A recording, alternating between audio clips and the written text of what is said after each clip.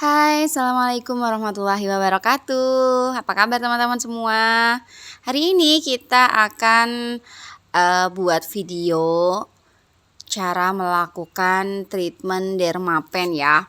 Jadi treatment dermapen itu banyak banget ya, banyak banget jenisnya. Ada dermapen pencerahan, bisa untuk flek juga, DNA salmon. Kemudian untuk scar juga bisa, atau bopeng gitu ya, untuk acne itu banyak banget. Nah, hari ini kita akan praktekkan treatment dermapen untuk flek ya. Oke, jadi seperti biasa langkah awal yang perlu kita lakukan adalah cleansing dulu ya. Tahapan cleansing tetap harus kita lakukan. Nah, untuk tahapan cleansing ini seperti biasa ya. Jadi tahapannya mulai dari menggunakan milk cleanser ya, atau susu pembersih, kemudian nanti dilanjutkan dengan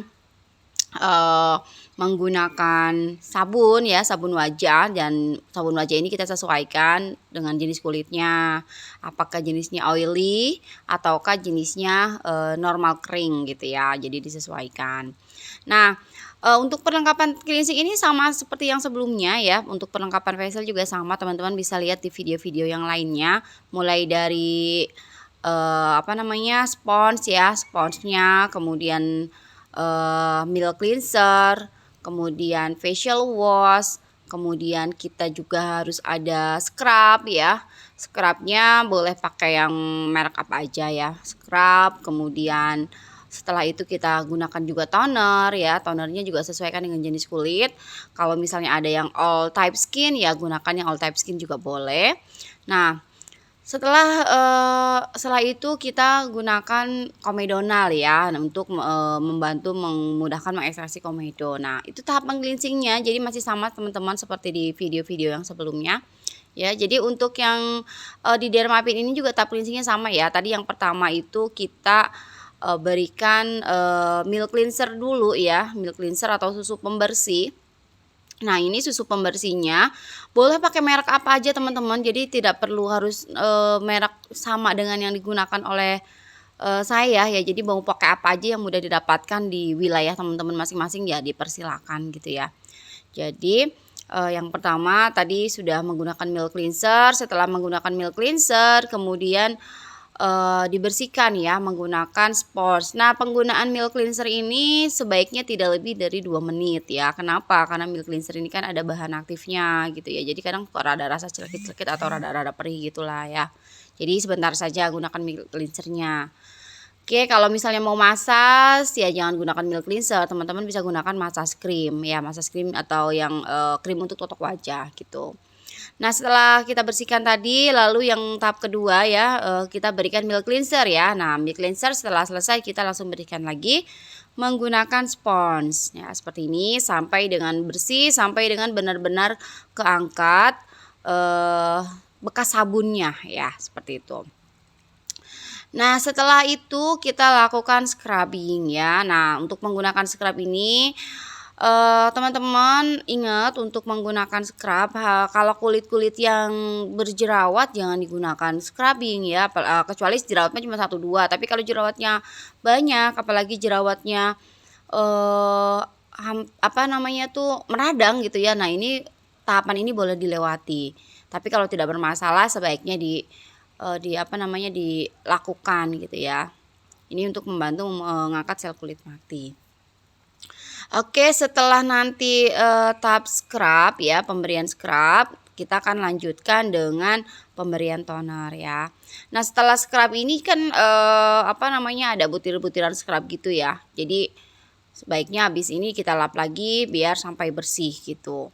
Nah, scrub ini ada scrub yang lokal, ada juga yang import ya, atau punya merek luar itu.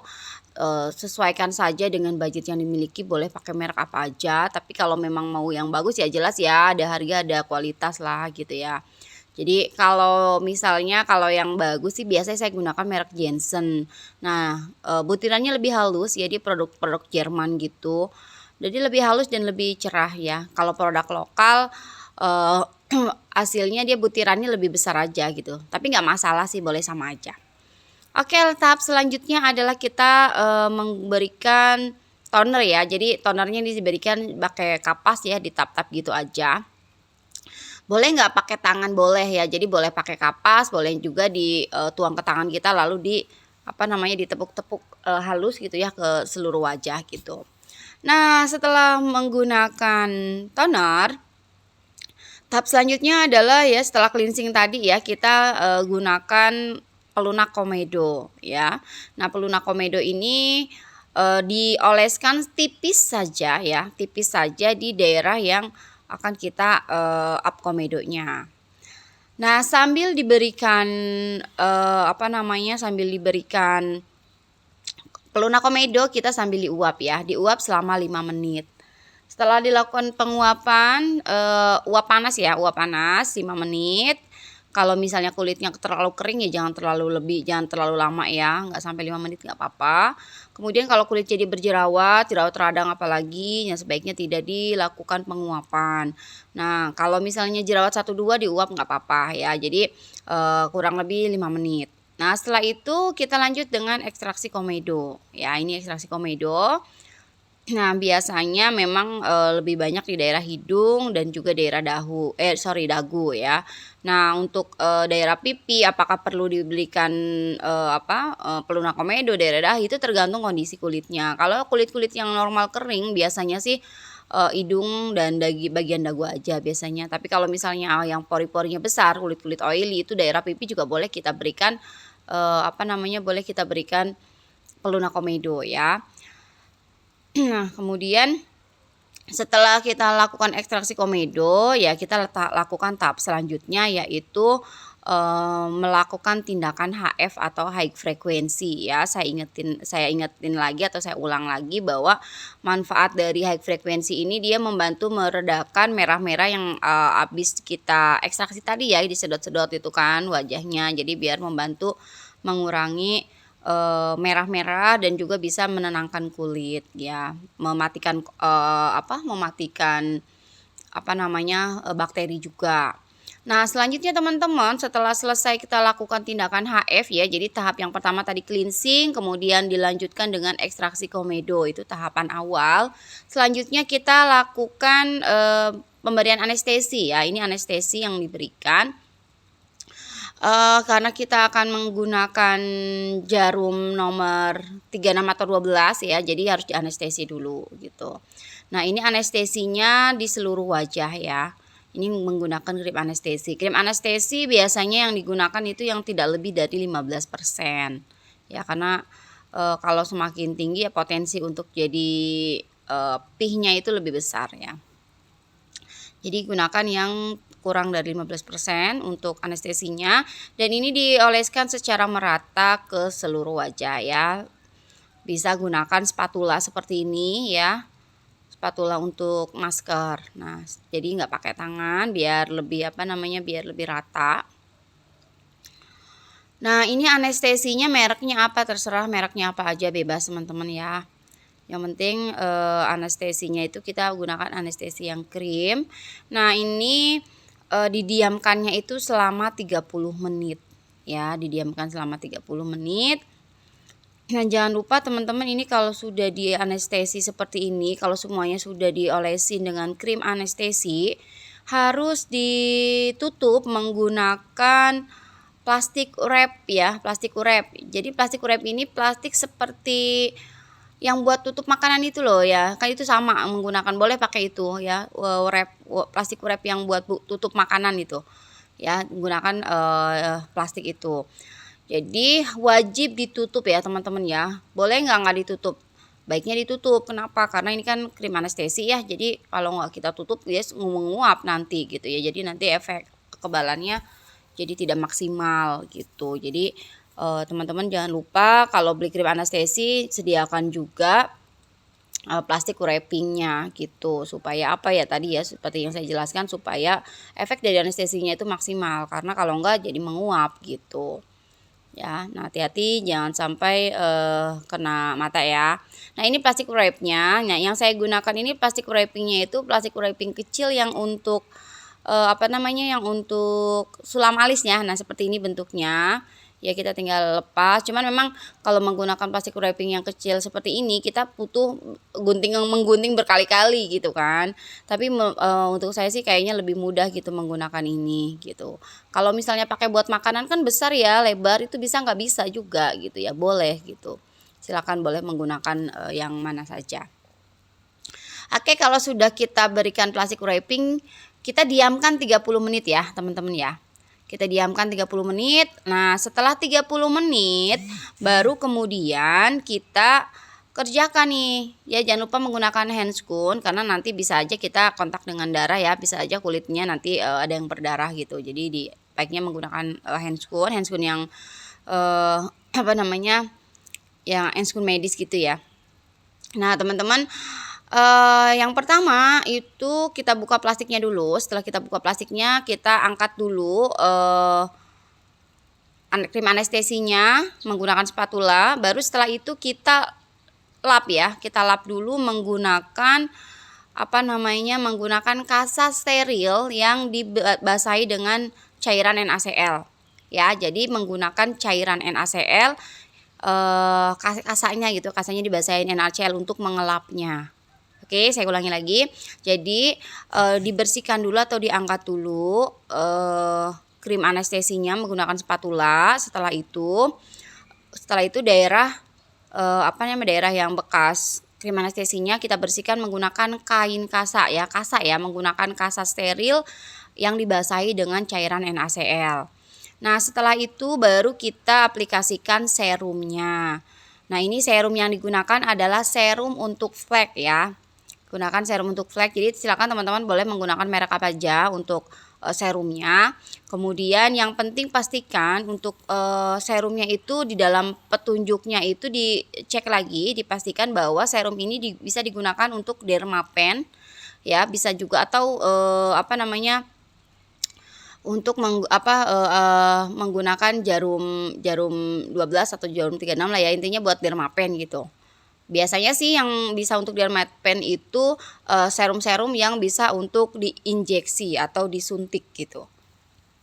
Jadi ada serum-serum ya, serum wajah yang memang penggunaannya itu penggunaan di luar seperti biasa yang saya gunakan suka Jensen itu biasanya saya gunakan untuk menggunakan mesin ultrason. Nah, kalau yang ini karena kalau yang Jensen itu dia tidak bisa diinjeksi ya. Kalau ini untuk yang flek ini serumnya Dermapen flek ini serumnya khusus sendiri. Jadi jangan menggunakan serum-serum yang memang tidak bisa diinjeksi. Kenapa? Karena kan ini pelukaan kulit ya, dia masuk melukai kulit gitu ya.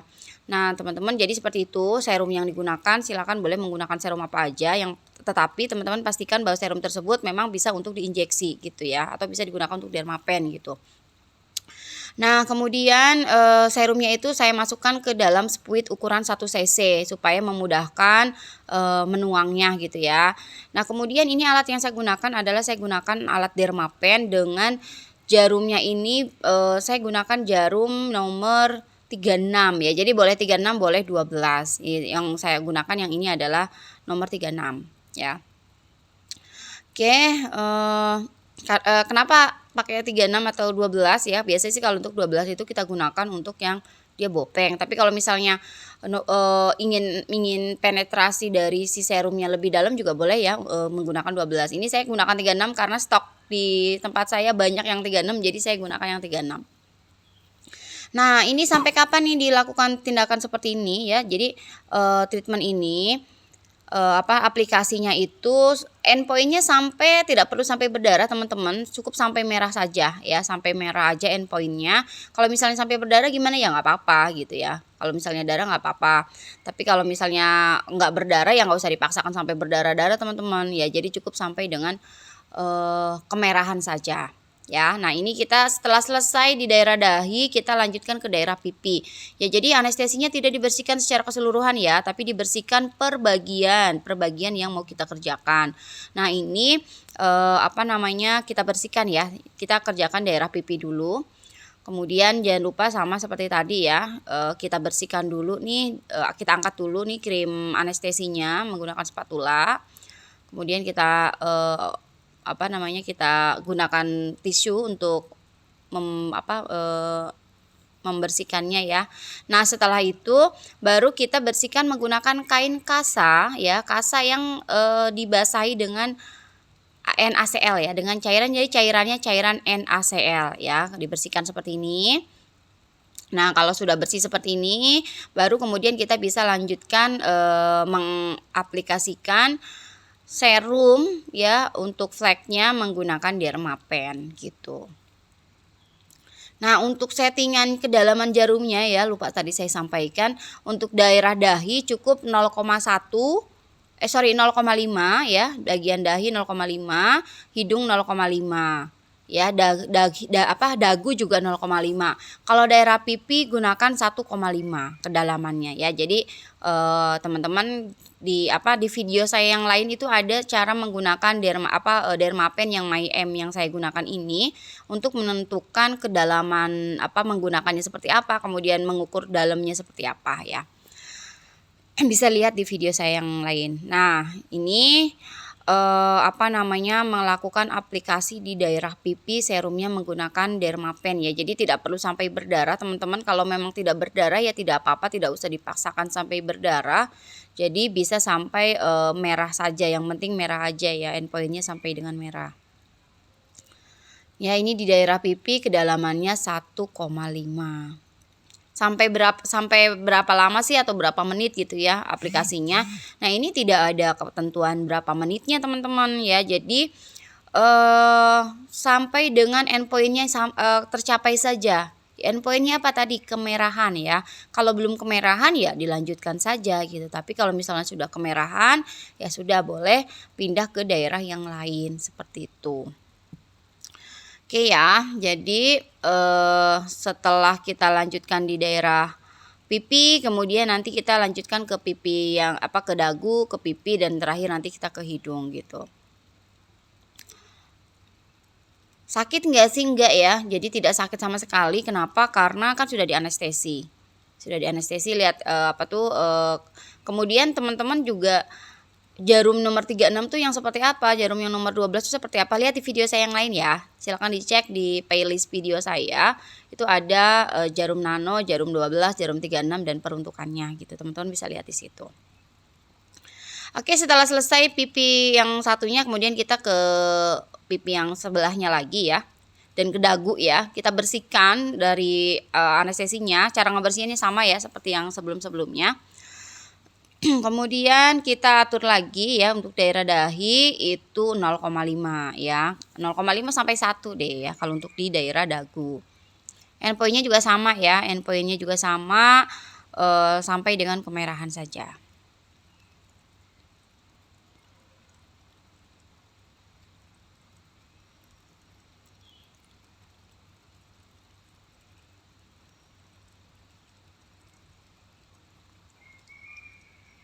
Oke, kalau misalnya di dagu sudah kemerahan ya, kita bisa lanjutkan ke daerah pipi ya. Dari daerah pipi juga kita lakukan tindakan yang sama seperti pipi yang sebelahnya ya.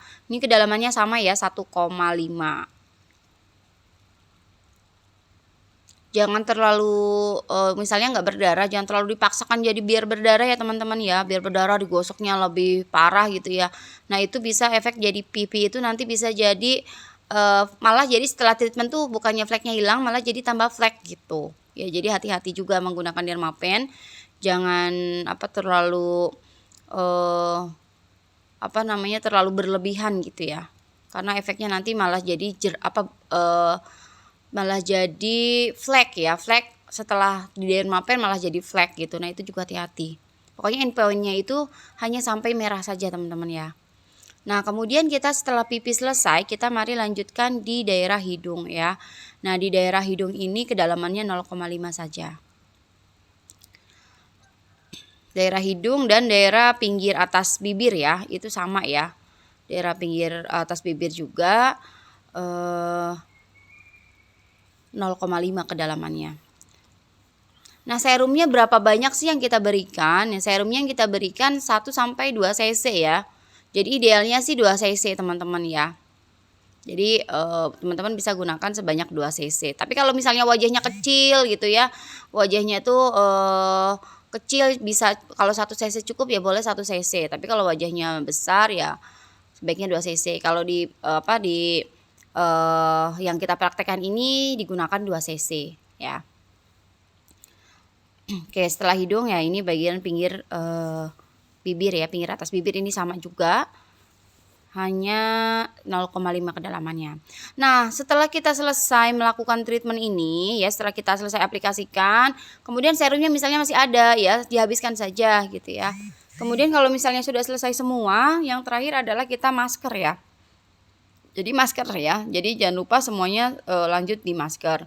Nah, maskernya ini teman-teman, kita gunakan maskernya masker tisu ya. Jadi boleh masker tisu. Kalau yang saya gunakan ini tisunya ini tisu yang apa tuh, yang kayak permen gitu ya. Kemudian dia dibasahin baru kemudian mekar gitu. Nah, yang saya gunakan ini adalah tisu kering. Kemudian kita berikan NaCl ya. Cairannya yang saya gunakan itu NaCl. Menggunakan cairan NaCl, kemudian setelah itu kita tempelkan ke wajah, dan setelah itu kita tutup menggunakan kapas dan kita berikan lampu PDT ya. Jadi jangan menggunakan masker peel off ya teman-teman ya. Jadi harus menggunakan masker tisu. Oke, kemudian kita berikan lampu PDT ya. Kita berikan selama 15 menit dengan lampu warna biru ya. Saya gunakan lampu biru. Oke, setelah 15 menit selesai, oke teman-teman, kita tinggal lepas ya, berarti treatment kita sudah selesai ya. Kalau sudah selesai, teman-teman boleh berikan Fugera ya, atau dioleskan dengan aftercare wajahnya gitu ya. Jadi kalau ada bekas-bekas darahnya ya nggak apa-apa. Oke, thank you, semoga bermanfaat.